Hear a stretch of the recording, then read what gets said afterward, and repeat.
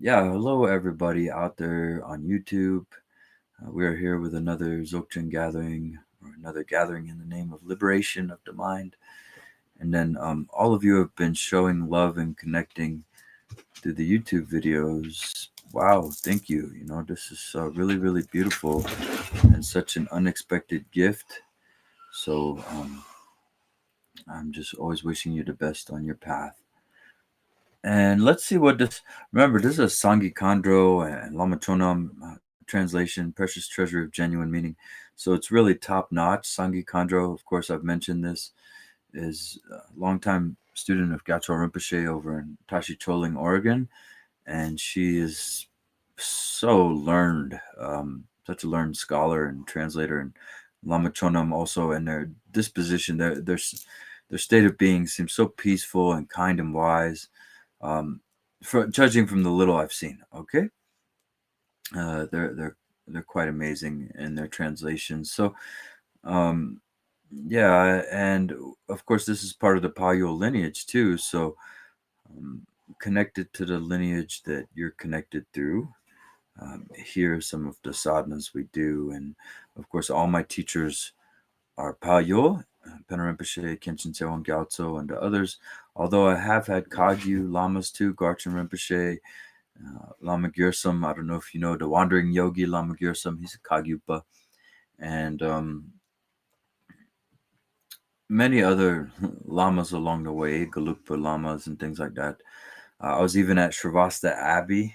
I don't know if you know Thupten Shodrin, Dalai Lama student there. I stayed there for a little while as a monk. So, yeah, but primarily Payul. I've stayed with the Namcho practice, which is the sky treasure. And that's a condensed version of essentially the 84,000 teachings and all the nine yanas. And so here we have this connection to that lineage. And we'll just pick it back up on page 271. Hopefully, we're still on the topic of self liberation. If we start to stray into other topics, I'll probably catch that and keep us in something that's nice for our sessions. All right, so let's go here. Om Ara Bhajanati Di Di Di Di Di. Understanding direct liberation means that by merely seeing things directly, the liberation of seeing their nature is such that, in the first instant of what is seen, heard, or felt, liberation will occur. This is considered to be the direct realization of Dharmata. Now, that's exactly what our topic was today, understanding direct liberation. It means that seeing is enough. How often have we said that in here? And yes, you will always remind people seeing is enough. But this is so difficult when we're programmed to do and prescribe and to apply antidotes and do something about this situation. And we have to worry about it. I've never seen it. Well, I'm talking like I've been in all these different collective lifetimes, but in this lifetime, it's remarkable. In this collective, how much we just feel like we're obligated to keep dumb stuff on our mind and believe in it perpetually, dragging us down, disempowering. Now, some people are more programmed to be positive, and so they're happy, happy, happy, happy. But then the second something bad happens, they're screwed because they need to be happy, happy, happy. Why aren't you high vibe? You need to be high vibe. I'm sorry to tell you this. Nobody's ever high vibe. We are high vibe, low vibe, medium vibe. We're all the vibes, okay? So we might as well start vibing. If you're constantly chasing high vibes, this is in another extreme. All right. We want to be okay. The fact that humanity hasn't found this out yet, that we have the full spectrum here from dark, dark stuff to light, happy, happy stuff. We have it all in there. Even the kids have it in their minds. They have all of it. You think when they're squishing bugs, that's not dark for some reason just because a kid's doing it? They're murdering. So this is ignorance, killing a life, right? So we all have that. We all have this full spectrum. And the more we're okay with it, we have this full spectrum. I'm not an evil person. I'm not branded a sinner. When you have some breeze that blows by you, whether it's crisp or warm, you don't say, "Oh, I had a crisp breeze. That means I'm a crisp person." You don't do that. But when you have some thought of, "Oh, I find that person sexy. Oh, I'm such a pervert. I'm such a, why do I think like that?" And we really beat ourselves up about the thoughts that we have. So, doing nothing, seeing is enough. Start to warm up to that self-liberation, that direct liberation just by seeing. Any questions about that? Because this is really the main point. Remember, Garb Dorje said, confidence in one thing and one thing only. That right there. All right.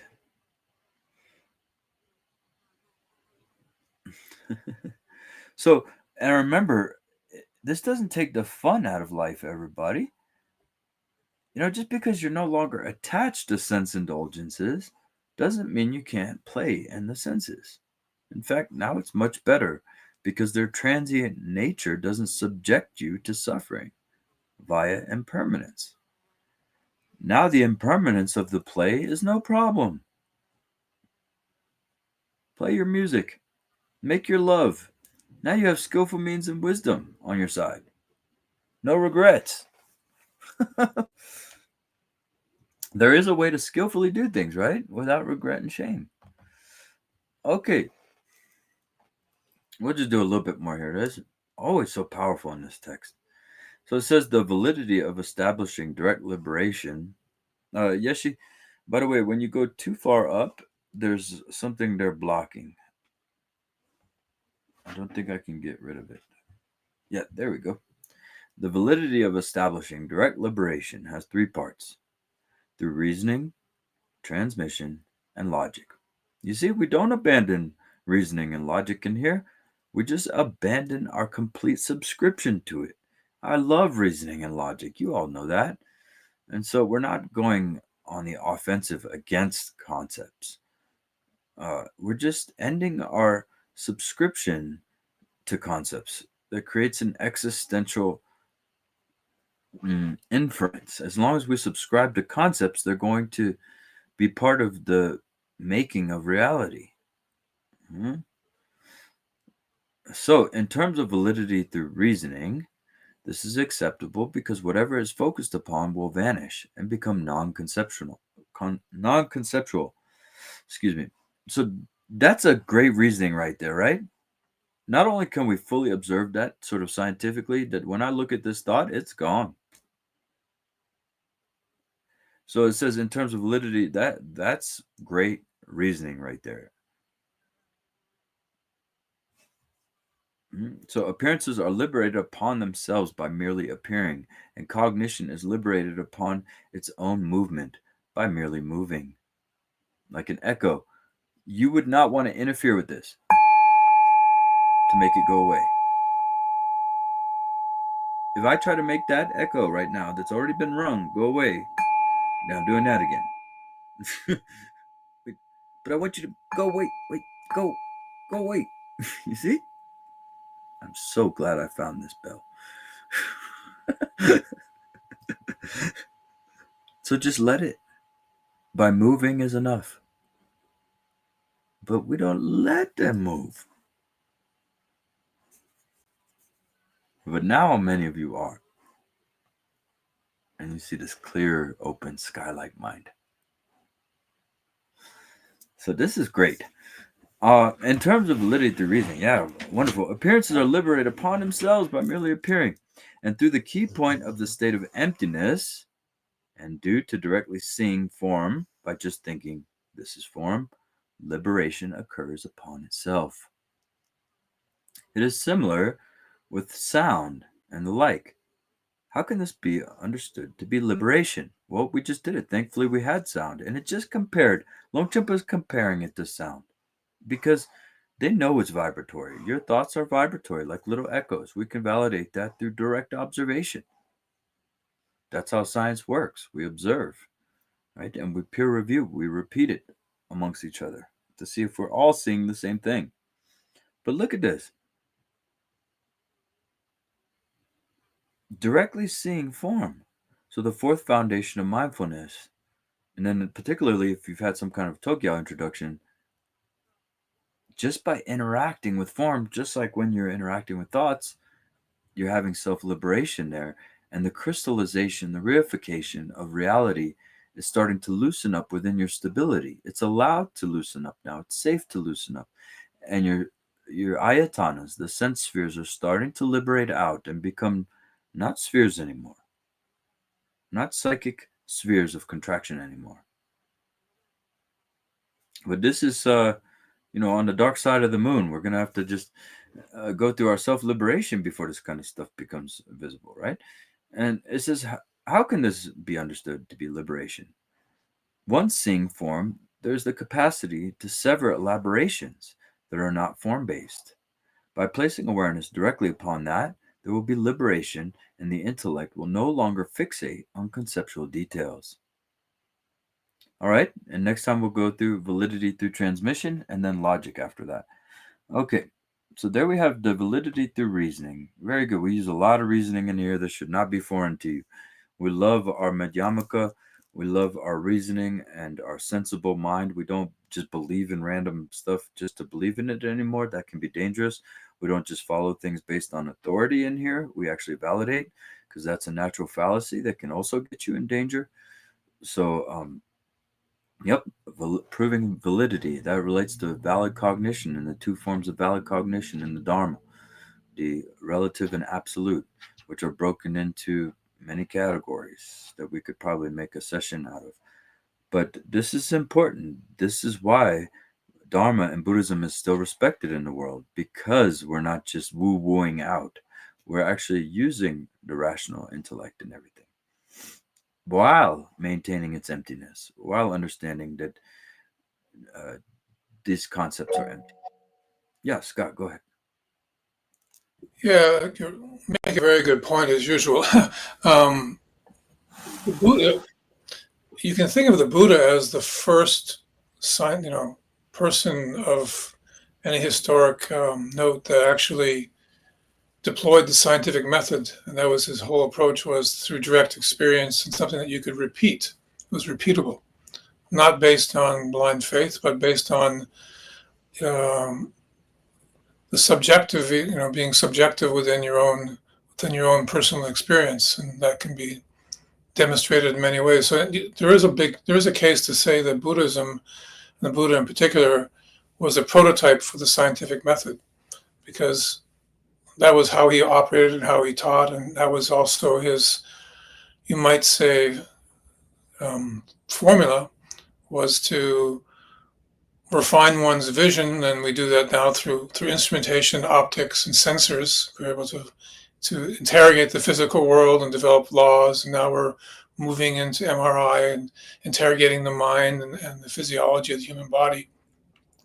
But essentially to arrive at the same place, which is, experience through direct perception, and also being able to replicate those findings to oneself and to others. That's the final advice the Buddha gave before he passed, was basically, don't take my word for it. Practice. See for yourself and question everything. And that was paraphrasing his last few days, but that's essentially what he taught. So I think you can find great comfort in that this approach is based on very rational, systematic kind of approach, but ultimately it's self-validating.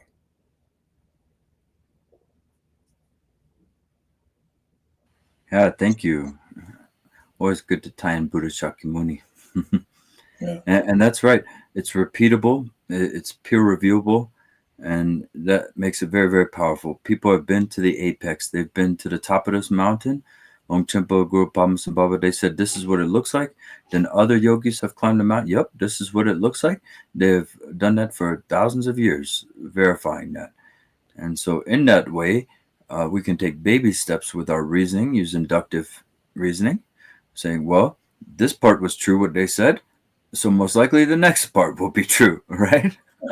I mean, also, if a very more recent example is Galileo, who basically perfected the first, optical telescope, and just said, "Look."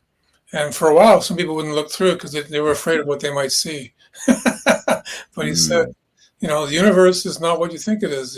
The moon is not a flat sphere. It's full of craters and mountains, and there are moons around Jupiter. Therefore, this idea of the Earth being the center of the universe is just not valid. And you know, they nearly burned him at the stake for it, but eventually that knowledge became second nature. In other words, it transformed the whole human race's view of the rising and setting of the sun and everything. Everything changed with Galileo.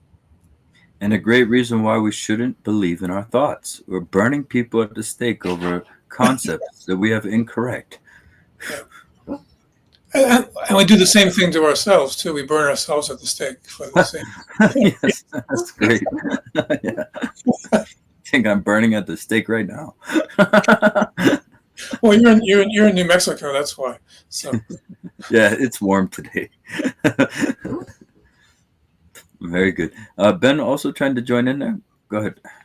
I just saw thinking how you said that, like Longchenpa and the great masters at the top of the mountain, and we're all on our way to the top of the mountain, and we're just kind of um, reaching down, and we lift each other up along the way, right? The only way we're going to get to the top of this mountain, is if we reach down and lift each other up along the way, and maybe somebody learns a little something or has an insight, and there's somebody down there, and that's why this group is so beautiful. We all have we're all like have our things that we help each other, and then so we reach down and lift this person up, and then maybe that person sees or understands something, and they can then reach down and lift this person up, and we all lift each other up to the top of the mountain, and it's just such a beautiful, wonderful thing in this group how we all do that for each other and with each other, and we're just lifting each other up to the top of the mountain. It's wonderful. So we're all Sherpas, huh?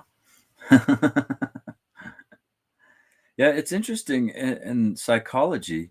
They ousted subjective psychology, by the way, for this objective where it's like poke and see what he does kind of science, um, and totally discounted subjectivity because subjectivity can be so across the board. 10 people will have 10 different experiences. But if you use the Dharma, 10 people can talk about the same exact thing. Yes, thoughts, emotions are there. Yes, there's an egoic patterning there, etc. You can move into this in a whole different way. But for some reason in psychology, they did not choose that, to choose a kind of subjective. They had the opportunity. There were a few scientists in the 80s that were going for subjective psychology, but it got ousted, and I couldn't see it anyway. Not in America, at least. America is so uneducated, right? That it would be very, very difficult. Many Americans are programmed. They're programmed to think that any kind of mental health is evil, and they're extremely uneducated for the most part. And being uneducated has become also a trend. It's part of the so-called counterculture, I think, manufactured counterculture, where it's cool to speak in a very low educated way and do very ignorant things. It has become cool to not be smart. And so, wow. Oh, money pay my own, but this makes it very difficult terrain for mental health.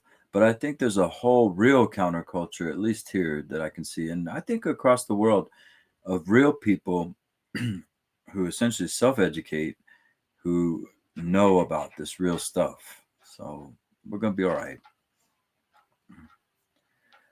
All right. Well, that was another powerful session. Like I said, thank you, everybody. Please continue sharing. If you ever feel like sharing and you're not really getting your voice heard, give it a try. Okay. This group is extremely safe for you to show your face, to show your voice, whichever one you're comfortable with. If you're not, if you don't want to speak at all, you're just feeling quiet, that's awesome. That's totally fine. You can be here and be comfortable. But I just want to say that all this sharing, all this connecting, we are safe here as long as you're not a bully, right? As long as you're not into your self absorption too hard, you're going to be fine here. Everything will be very, very safe to express yourself. You're not being judged, obviously. But if you say Dharma things, those are subject to critique. There should be no problem with that. Okay? Mine are too. Everything I say is subject to correction and critique. And we want that. We don't want to become too proprietary into our own minds. Okay? So very good session. Another power session. Thank you, everybody. And we'll just take a moment of silence for the dedication.